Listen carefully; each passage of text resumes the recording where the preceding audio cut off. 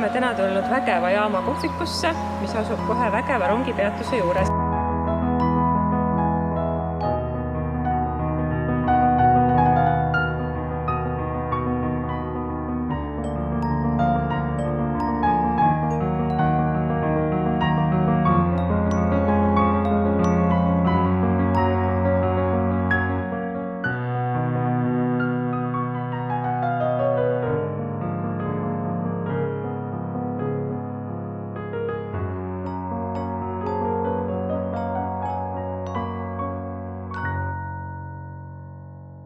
Elike, sa oled koos Suleviga võtnud oma südameasjaks Vägeva jaama hoone renoveerimise. Ja.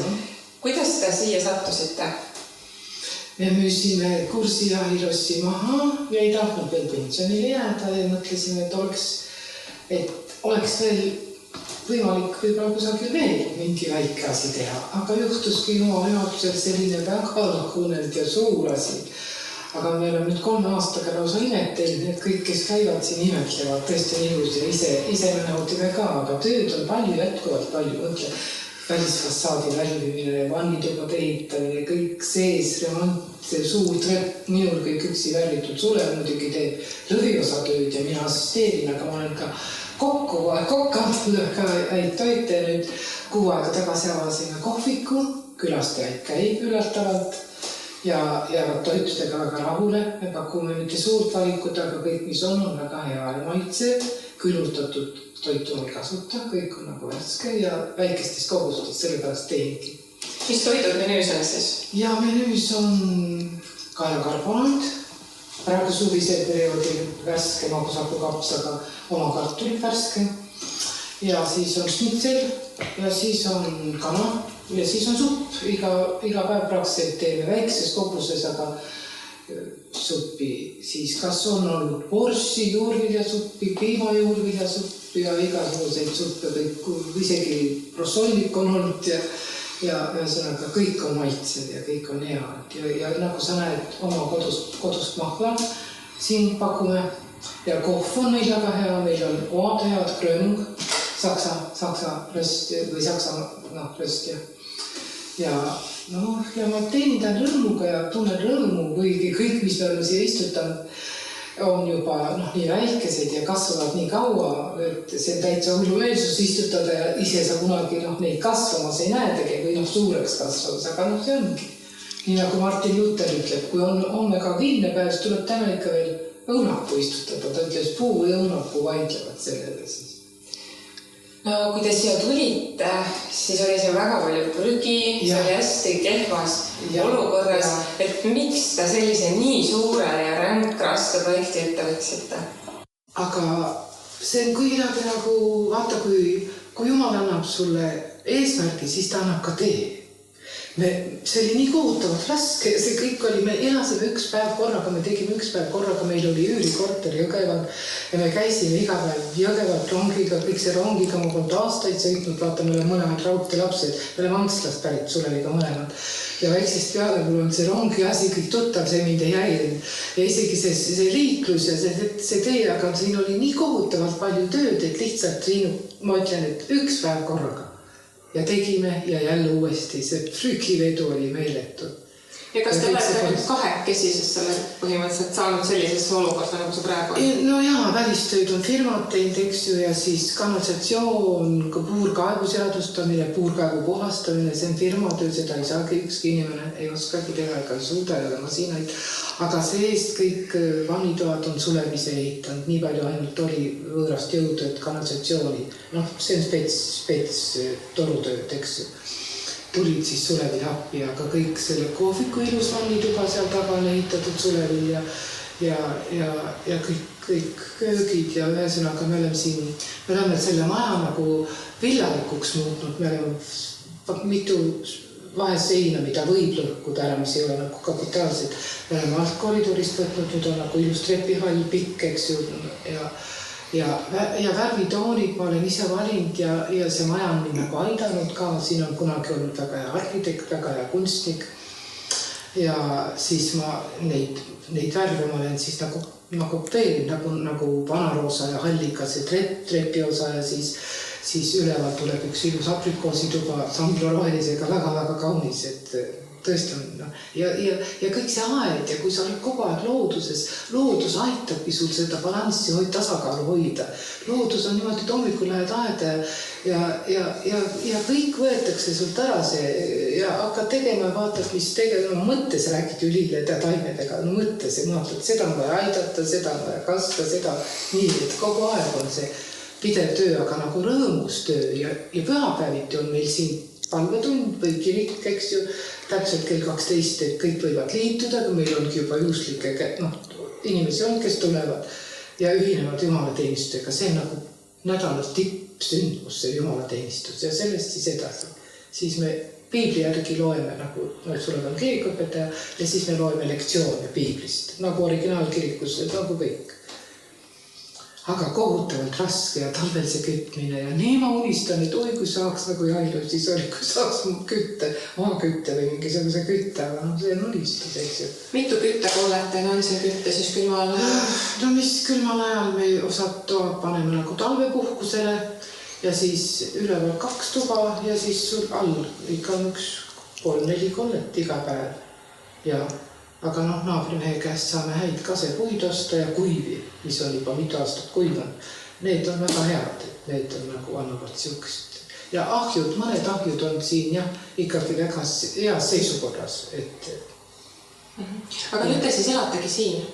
Jah, sellepärast, et üleval ja siis vaikselt teeme neid külaliste tubasid ja esialgu meil nagu majutust ei paku, aga sõpradele ja niimoodi, kui keegi väga tahab, siis jah, saab. Üleval on nagu ilusad külaliste toad, aga üleval ei ole veel vannituba. Et see on päris suur projekt ka siis, et üleval oleks vaja vannituba, aga all on 2. See kohviku vannituba ja siis seal kõlgi tagasi. Saun on, eks saun, et seda kõik on Suled teinud. Suled on väga tubli. Ta ongi tipi elektrikaharidusega ka ja siis pärast kirikuõpetajaks õppinud, et ta nagu mitmeti ennast koolitanud. Kas see maja on avaldanud teile mõne saladuse? No mis ma ütlen, see maja on hea auraga, kuigi siin on igasust rahvast elanud ja pööningul on kantud ka niimoodi, et me kanname mitu aastat alle ikka veel jagu ei saa ja vald oli siin, väidetavalt siin ruumides oli raamatukogu, see oli nagu kõige puhtam ja korralikumad ruumid. Teised olid nii, et lihtsalt väga-väga hullus seisus, eks ju. Et kohutavam, kui sa ei saa isegi mitte mingisugust remonti tegema hakata, sa pead lihtsalt koristama, vedama asju ära teiste rämpsu. See on päris ränk, eks ju. Ja kui pole selles mõttes raha ka nii palju, et mingi firma palgata, need on ka hirmkallid siis ja tulebki niimoodi lihtsalt nagu Churchill on öeldud, et kui tahab midagi teha, Winston Churchill, siis alusta väikeste sammudega, alusta lihtsalt pihta ja küll siis ise läheb, et kui on ette nähtud või kui on. Ja nii me oleme siin täitsa imeteid, nüüd on juba ilus ja ma mäletan esimesed aastad, et kui ma sain ära pestud mingid asjad, mõtlesin jumal, misuke on see vesi ja kõik see, lihtsalt see on nii olnud ja nüüd on ta täitsa siuke, nagu sa näed uhke lilla inimesed tulevad ja et ei saa võrreldagi nii nagu öö ja päev, ütleme siis. Et selle saladust all ma mõtlesin, et kas te olete näiteks leidnud mõne sellise erilise maali või mingi sellise kirja või midagi sellist? Veel ei ole, eks ju. Aga ega me seal pööningul pole ka veel põhjani tuhrad, eks ju. See tähendab, pööningul võib-olla võib leida, seal on kultuurikiht peal, seal on saapaid ja vanukott ja mida iganes ära visatud, eks ju. Neid on viidud ära, aga neid on ikka veel. Ma ei tea, Sulev on vist miljon pudelit siit välja kandnud, et kõva undiala vee viskamine käis, eks ju, nagu ikka, et siis võid arvata, et kui see raudtee käest, see raudtee hülgas ära selle maja ja siis vald võttis endale ja siis inimesed, eks ju, siis ühesõnaga, siin kuidagi oli nii hästi projekteeritud maja, aga siin ei olnud nagu 1910 ehitatud see maja, aga polnud nagu WC-sid ja polnud nagu vanni või pesuruumi. Pesuköök oli küll kaugel seal mäe otsas, siuke paeg või maakivist hoone, et see oli pesuköök ja savu. Aga see oli nagu kaugel ja see oli siis, see nagu ei kuulnud siia, siis oli nagu raudtee.